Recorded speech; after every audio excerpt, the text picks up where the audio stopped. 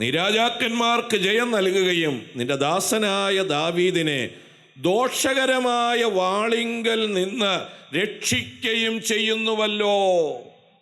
എത്ര പേർക്ക് ദൈവത്തിന് സ്തോത്രം പറയാ? ഹല്ലേലൂയ. ദോഷകരമായ വാളിങ്കൽ നിന്ന് ദൈവം നമ്മെ രക്ഷിക്കുകയും ചെയ്യുന്നു. കഴിഞ്ഞ ദിവസത്തെ ഉപവാസ പ്രാർത്ഥനകളിൽ നമ്മൾ കേട്ട ഒരു സന്ദേശം നിങ്ങൾക്ക് ഓർമ്മ കാണും. ദൈവം ഇരുട്ട് സൃഷ്ടിക്കുകയും വെളിച്ചം രൂപപ്പെടുത്തുകയും ചെയ്യും. ഇരുട്ടും ദൈവം സൃഷ്ടിക്കും. ചിലപ്പോൾ ചില കാര്യങ്ങളിൽ ഇരുട്ടാവശ്യമാണ്. കുറേ ഉദാഹരണങ്ങളൊക്കെ ആ ദൈവദാസൻ പറഞ്ഞു, വളരെ അനുഗ്രഹമായിരുന്നു. ദൈവവൈതലിൻ്റെ ജീവിതത്തിൽ ചിലതിൻ്റെ മേലുള്ള ചില ദൈവിക പദ്ധതികൾ നിവർത്തിക്കാൻ ഒരല്പകാലം ഒന്നും അറിയാതിരിക്കുന്നത് നല്ലതാണ്. സ്തോത്രം. ആദമിനൊരു ഗാഢനിദ്ര വരുത്തി, ഒന്നും അറിഞ്ഞില്ല. ഒരു ഹവ്വ ആദമിൽ നിന്ന് പുറത്തു വന്നു. Praise the Lord. സ്തോത്രം. പൗലോസ് അല്ലെങ്കിൽ ശൗലിനെ നിലത്ത് തള്ളിയിട്ടു. 3 ദിവസം കുരുടനായിരുന്നു, ഒന്നും കണ്ടില്ല. എന്തിന്? ഒരു വലിയ ശുശ്രൂഷ തന്നെ കൊണ്ട് ചെയ്യിപ്പിക്കാൻ. എന്താണെന്നൊന്നും മനസ്സിലായില്ല. എന്തിനാണ് ഞാനിങ്ങനെ കുരുടനായിരിക്കുന്നത്? പക്ഷേ ദൈവത്തിനൊരു പദ്ധതി ഉണ്ടായിരുന്നു. ഇന്ന് പകലിലും അങ്ങനെ സമാനമായ ചില വിഷയങ്ങളിലൂടെ കടന്നു പോകുന്ന ദൈവമക്കളോട് ഇരുട്ട് വരുത്തിയ കർത്താവ്, ചില മേഖലകളിലൂടെ നടത്തുന്ന കർത്താവ് ഇന്ന് പകൽ പറയുന്നു, ആ വാളിങ്കൽ നിന്ന് രക്ഷിക്കുന്ന ദൈവം കൂടെയാണ്. വിശ്വസിക്കുന്ന എത്ര ദൈവമക്കളുണ്ട്?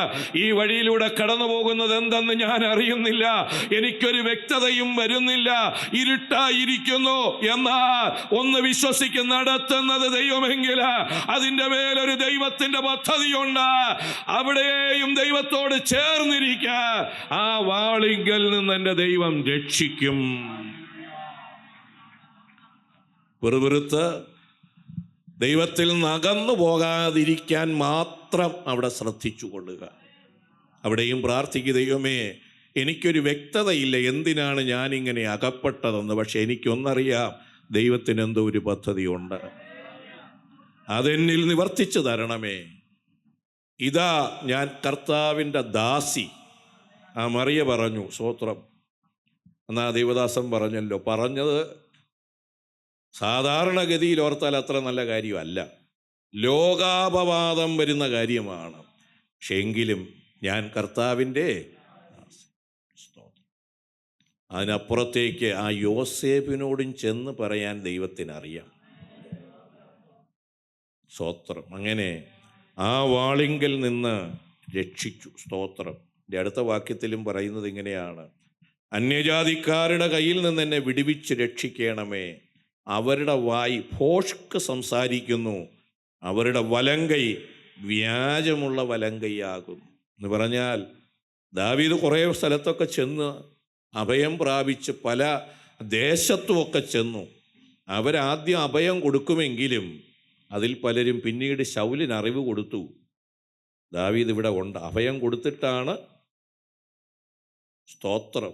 ശ്രദ്ധിക്കണം, അവിടെ അഭയം കൊടുത്തു, എന്നിട്ട് ശൗലിന് എന്ന് അറിയിപ്പ് കൊടുക്കുകയാണ്, അവനിവിടെ ഉണ്ട്, വന്നാൽ എന്ത് ചെയ്യാം? പിടിക്കാം.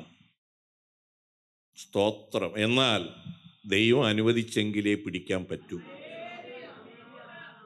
എത്ര പേർക്ക് സ്തോത്രം പറയാം?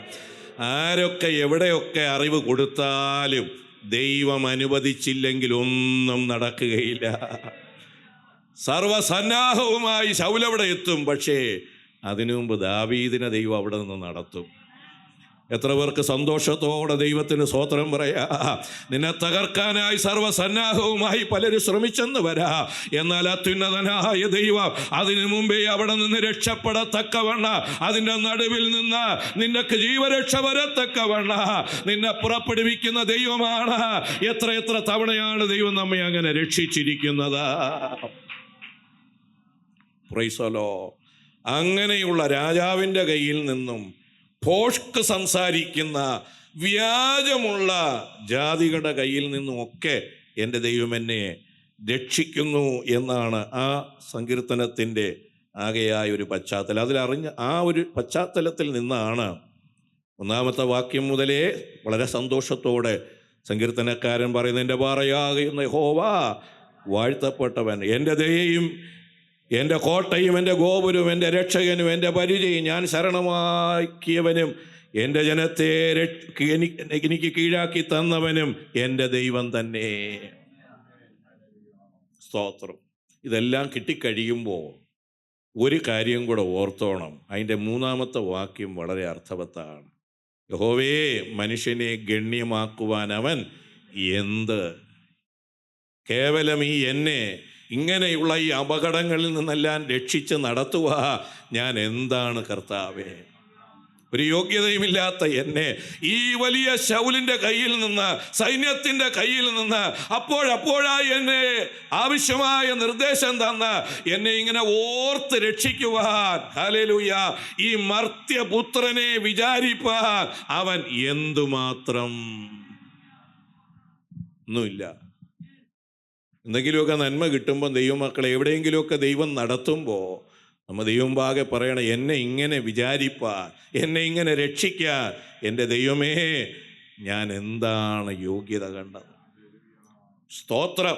യഹോവേ, മനുഷ്യനെ നീ ഗണ്യമാക്കുവാൻ അവൻ എന്താ? മർത്യപുത്രനെ ഇങ്ങനെ കൂടെ വിചാരിപ്പാൻ എത്ര അനർത്ഥങ്ങളാണ്, എത്ര അപകടങ്ങളാണ് എൻ്റെ നേരെ വന്നത്.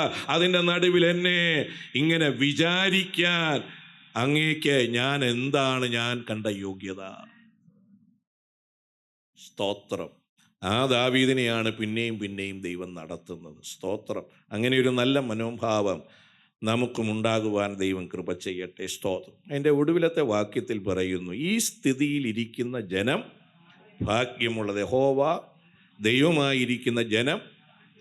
അതിൻ്റെ 12, 13, 14 വാക്യങ്ങളാണ്. സ്തോത്രം. ആ സ്ഥിതിയാണ് അവിടെ എന്ത് ചെയ്യുന്നത്? പറഞ്ഞിരിക്കുന്നത്. ഞങ്ങളുടെ പുത്രന്മാർ ബാല്യത്തിൽ തഴച്ചു വളരുന്ന തൈകൾ പോലെ. സ്തോത്രം. ഞങ്ങളുടെ പുത്രിമാർ അരമനയുടെ മാതിരിയായി കൊത്തിയ മൂലത്തൂണുകൾ പോലെ. Praise the Lord. അരമനയെ താങ്ങി നിർത്തുന്ന പില്ലറുകളാണ് ഇവിടെ ഇരിക്കുന്ന പുത്രിമാർ. മനസ്സിലാകുന്നുണ്ടോ? അരമനയെ താങ്ങി നിർത്തുന്ന മനോഹരമായ പില്ലറുകൾ. കെട്ടിടത്തിൻ്റെ പഴയ കൊട്ടാരങ്ങളുടെയൊക്കെ ഫ്രണ്ടിൽ നല്ല മനോഹരമായ പില്ലറുകൾ നിൽക്കുന്നത്. മനോഹരം മാത്രമല്ല, ആ കെട്ടിടത്തെ താങ്ങി നിർത്തുന്ന പില്ലറുകളാണ്. ഇപ്പം ഇവിടെ ഇരിക്കുന്ന, ഇപ്പോൾ പാടുന്നില്ലെങ്കിലും അങ്ങോട്ടും ഇങ്ങോട്ടുമൊക്കെ നോക്കിയിരിക്കുന്നെങ്കിലും ഞാൻ പറയട്ടെ, പില്ലറുകളാണ്. മനോഹരമായ നമ്മുടെ സഭയെ, ദൈവനാമത്തെ, കുടുംബങ്ങളെയൊക്കെ താങ്ങി നിർത്തുന്ന മനോഹരമായ പുത്രിമാരായി ദൈവം അവരെ വളർത്തി അനുഗ്രഹിച്ച് നന്മകൾ കൊടുക്കട്ടെ. പുത്രന്മാർ തഴച്ചു വളരുന്നവർ, പ്രയോജനമുള്ളവർ, എന്തിനും ദൈവത്തിന് വേണ്ടി പ്രയോജനപ്പെടാൻ തൽപരരായവർ, അതിന് കഴിവുള്ളവർ. സ്തോത്രം. ഇവിടെ ഇരിക്കുന്നവരൊക്കെ അങ്ങനെയാണ്. ഇവരൊക്കെ നമ്മൾ അങ്ങനെ തന്നെയാണ്. നാളെ ഇതിനേക്കാളും ആകേണ്ടവരാണ്. എത്ര പേർക്ക് സ്തോത്രം പറയാം? ഈ സ്ഥിതിയിൽ ഇരിക്കുന്ന ജനം, സഭ ഭാഗ്യമുള്ളത്. Praise the Lord. അടുത്ത് പറയുന്നു, ഞങ്ങളുടെ കളപ്പുരകൾ വിവിധ ധാന്യം നൽകുവാൻ തക്കവണ്ണം നിറഞ്ഞിരിക്കട്ടെ.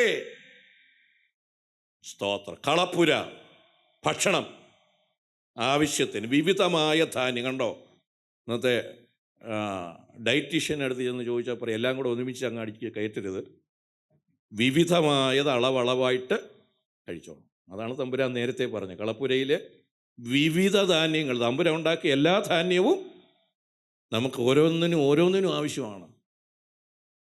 സ്തോത്രം. ബറോട്ട മാത്രം അടിച്ചുകൊണ്ടിരിക്കരുത്. മനസ്സിലാകുന്നു?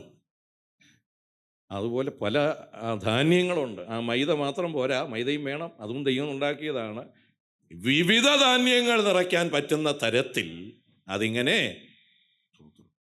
ഇതെല്ലാം ദൈവത്തിൻ്റെ പദ്ധതിയാണ്. സ്തോത്രം. അടുത്ത് പറയുന്നു, ഞങ്ങളുടെ ആടുകൾ, ഞങ്ങളുടെ പുൽപ്പുറങ്ങൾ 1000-ആയും 10,000-ആയും പെറ്റുപെരുകട്ടെ. സമ്പത്തിനെ കുറിക്കുന്നു. സ്തോത്രം. അടുത്ത് പറയുന്നു, ഞങ്ങളുടെ കാളകൾ ചുമട് ചുമക്കട്ടെ. നമുക്ക് കൈത്താങ്ങുകളായി നമ്മുടെ ഭാരങ്ങൾ നമുക്കായി ആശ്വാസം തരാ നിയമിക്കപ്പെട്ടവരെ കാണിക്കുന്നു. നമ്മളൊന്ന് വേദനിക്കുമ്പോൾ, നമുക്കൊരു ചെറിയ പ്രയാസം വരുമ്പോൾ, നമ്മുടെ ഭാരം ഒന്ന് വഹിക്കാൻ, നമ്മെ ഒന്ന് നന്നായി അവിടെയും താങ്ങാൻ നിയമിക്കപ്പെട്ടവരെ കാണിക്കുന്നു. ഒരു പ്രയാസം വരുമ്പോൾ ആരും ഇല്ലാതിരിക്കുന്നത്, ഏകാന്തത ഒരു വലിയ വിഷയമാണ്. സ്തോത്രം. എന്നാൽ ഇവിടെ പറയുന്നു, ദാസന്മാരും ദാസിമാരും ഒക്കെ ചുമട് ചുമക്കുന്നു. ദാസനും ദാസി ഉണ്ടായിട്ട് മാത്രം കാര്യമില്ല, അവരെന്ത് ചെയ്യണം? ഭാരം ലഘൂകരിച്ച് തരണം. അവിടെയാണ് അനുഗ്രഹം.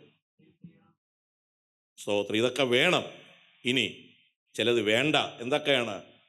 മതിൽ തകർക്കുന്നതും പടയ്ക്ക് പുറപ്പെടുന്നതും വീഥികളിൽ നിലവിളിയും ഇല്ലാതിരിക്കട്ടെ. സ്തോത്രം. ഈ സ്ഥിതിയിൽ ഇരിക്കുന്ന ജനം അങ്ങനെ വരണമെങ്കിൽ യഹോവ ദൈവമായിരിക്കണം. അതാണ് കാര്യം. സങ്കീർത്തനക്കാരൻ പറയുന്ന, യഹോവ എൻ്റെ ഇടയനാകുന്നു, ദൈവം നയിക്കണം. അങ്ങനെയായാൽ ഈ അവസ്ഥയിലെത്തും. നിങ്ങൾ വീട്ടിൽ ചെന്ന് വായിച്ചാൽ മതി. 1 ശമൂവേലിൻ്റെ പുസ്തകം 8-ാം അധ്യായം 10-ാം വാക്യം മുതലൊന്ന് വായിക്കണം. ഇസ്രായേലെല്ലാം കൂടെ ഞങ്ങൾക്കൊരു രാജാവിനെ വേണമെന്ന് പറഞ്ഞു. അന്നേരം ശമൂവേൽ ദൈവത്തോട് ചോദിച്ചിട്ട് പറഞ്ഞു, നീ ഒരു കാര്യം ചെയ്യ്, അവർക്കൊരു രാജാവിനെ, ഞാനാണിപ്പോൾ അവരുടെ രാജാവ്, ഞാനാണ് അവരെ ഭരിക്കുന്നത്, ഞാനാണ് അവരെ നയിക്കുന്നത്. അങ്ങനെയല്ല, അവർക്ക് മറ്റുള്ള സകല ജാതികൾക്കും ഉള്ളതുപോലെ ഒരു രാജാവ് വേണമെങ്കിൽ അവരോട് പറ, അവരുടെ പുത്രന്മാരെങ്ങനെയാകും, അവരുടെ പുത്രിമാരെങ്ങനെയാകും, അവരുടെ ആടുമാടുകൾക്ക് എന്ത് സംഭവിക്കും, അവരുടേതായ ദാസന്മാർക്കും ദാസിമാർക്കും എന്ത് സംഭവിക്കുമെന്നൊക്കെ അവരോടൊന്ന് വ്യക്തമായി പറയാൻ പറഞ്ഞു. ദാസന്മാരെ, നിനക്കനുഗ്രഹമായിരിക്കേണ്ടവരെ അവൻ പിടിച്ചുകൊണ്ട് പോകും, നിന്റെ ആടുമാടുകളെ അവൻ കൊണ്ടുപോകും, നിന്റെ പുത്രന്മാരെയും പുത്രിമാരെയും ഒക്കെ അവൻ്റെ ആ കാര്യസാധ്യത്തിന് അവിടെ എല്ലാം വ്യക്തമായി പറയുന്നുണ്ട്. ഇതെല്ലാം കേട്ടിട്ട് അവസാനം ഇവർ പറഞ്ഞു, അതിൻ്റെ 20-ാമത്തെ വാക്യം ഒന്ന് വായിക്കാം. 8-20. മറ്റ് സകല ജാതികളെയും പോലെ ഞങ്ങളും ആകേണ്ടതിന് ഞങ്ങളുടെ രാജാവ് ഞങ്ങളെ ഭരിക്കുകയും ഞങ്ങൾക്ക് നായകനായി പുറപ്പെടുകയും ഞങ്ങളുടെ യുദ്ധങ്ങളെ നടത്തുകയും വേണം എന്നവർ പറഞ്ഞു. യുദ്ധങ്ങൾ ഇല്ലാതിരിക്കട്ടെ എന്നാണ് ഇവിടെ. ഇതെല്ലാം കേട്ടിട്ട് അവർ പറയുന്നു, ഞങ്ങൾക്ക് ദൈവം പോരാ, മറ്റുള്ള സകല ജാതികൾക്കും ഉള്ളതുപോലെ. ഇവിടെയാണ് നമ്മുടെയും വിഷയം. നമുക്കുള്ളത് പോരാ, അവനുണ്ട്. മനസ്സിലാവുന്നുണ്ടോ? ജയിലാലിനുണ്ട്, സജിത്തിനുണ്ട്, ബെബേസിനുണ്ട്, പിന്നെ എനിക്കും വേണം. Praise the Lord. ഇതല്ല, അപകടകരമായ അനുഭവമാണ്. മറ്റ് സകല ജാതികൾക്കും ഉള്ളതുപോലെ ഞങ്ങൾക്കും ഒരു രാജാവ് വേണം. ദൈവം പറഞ്ഞു, വേണ്ട, നിങ്ങൾ എന്നെയാണ് എന്ത് ചെയ്തിരിക്കുന്നത്. പുത്രന്മാർ പോയി, പുത്രിമാരും പോയി, ആടും മാടും ഒക്കെ പോയി. അവസാനം യുദ്ധത്തിൻ്റെ ബഹളമാണ്. രാജ്യം തന്നെ പോയി, സ്വസ്ഥത പോയി, നിലവിളി ഉയർന്നു. ഇസ്രായേലിൽ നിന്ന് നിലവിളി ഉയർന്നു. യെരൂശലേം എന്ന് പറയുന്നത് സമാധാനത്തിൻ്റെ പട്ടണമാണ്. അവിടെ നിന്ന് കണ്ണുനീരും നിലവിളിയും. എന്തുകൊണ്ട്? യഹോവ ദൈവമായിരുന്ന അവസ്ഥയ്ക്ക് മാറ്റം വന്നു. ഇന്ന് പകൽ എത്ര പേര് കേൾക്കുന്നുണ്ട്? സന്തോഷത്തോടെ പറ, യഹോവ ഞങ്ങൾക്ക് നായകനായിരിക്കട്ടെ. ഹല്ലേലൂയ. മറ്റുള്ളവരെ നടത്തുന്നത് പോലെയല്ല, ദൈവം തൻ്റെ ഇഷ്ടപ്രകാരം എന്നെ നടത്തട്ടെ. ഈ സ്ഥിതിയിൽ ഇരിക്കുന്ന ജനം ഭാഗ്യമുള്ളത്. യഹോവ ദൈവമായിരിക്കുന്ന ജനം ഭാഗ്യമുള്ളത് തന്നെ. ഒന്നിനും കുറവ് വരാതെ ആവശ്യമായി നമ്മുടെ കണ്ണിന് നോക്കുമ്പോൾ അവർക്കുള്ളതൊന്നും എനിക്കില്ലല്ലോ എന്ന് തോന്നും. അതൊന്നും നമുക്ക് വേണ്ട. നമ്മുടെ സമാധാനത്തിന് കുറച്ച് മതി. സ്തോത്രം. എത്ര ശമ്പളം വേണമെന്ന് ചോദിച്ചാൽ തമ്പുരാൻ തരുന്ന ശമ്പളം മതി. അത്രയും കൊണ്ട് കാര്യങ്ങളൊക്കെ നന്നായിട്ട് നടക്കും. മനസ്സിലാകുന്നു? അല്ലെങ്കിൽ ലക്ഷങ്ങൾ കിട്ടിയാലും ചിലപ്പോഴെന്ത് ചെയ്യത്തില്ല, ഒന്നും നടക്കത്തില്ല. സ്തോത്രം. ഇടയ്ക്ക് എന്നോട് ഒരാൾ പറഞ്ഞു, 6 ലക്ഷം രൂപ ശമ്പളം വാങ്ങിക്കുന്ന ആൾ ഒന്നുമില്ലാതിരിക്കുന്നു. സ്തോത്രം. നമുക്ക് 60,000 രൂപ കിട്ടിയാൽ കൊള്ളാമെന്നാണ് ഇവിടെ ഇരിക്കുന്ന. ഇനി 6 ഇനി 10 എത്രയാണോ ദൈവം തരുന്നത്, എത്രയാണോ അത് മതി. ലക്ഷങ്ങളിലോ കാര്യങ്ങളിലോ അല്ല, ദൈവം തരുന്നത് അല്പമായാലും ഏറ്റവും നല്ലതാ. സ്തോത്രം. ദൈവത്താൽ നയിക്കപ്പെടുന്നവരായി തീരുവാൻ, ആ സന്തോഷം അനുഭവിപ്പാൻ. അതുകൂടെ പറഞ്ഞ് ഞാൻ അവസാനിപ്പിക്കും. ഇത് കളപ്പുരയുണ്ട്, പക്ഷേ തിന്നുന്നില്ല. മക്കളുണ്ട്, അനുഭവിക്കുന്നില്ല. ദാസന്മാരുണ്ട്, ചുമടിപ്പം നമ്മൾ തന്നെ എന്ത് ചെയ്യുന്നു? അങ്ങനെയല്ല. ഈ സ്ഥിതിയിൽ ദൈവം തരുന്നതിനെ അനുഭവിച്ച് സന്തോഷത്തോടെ മുന്നോട്ട് യാത്ര ചെയ്യുവാൻ ഈ ദിവസങ്ങളിൽ ഈ വചനങ്ങൾ നമ്മെ സഹായിക്കുകയും അനുഗ്രഹിക്കുകയും ചെയ്യും.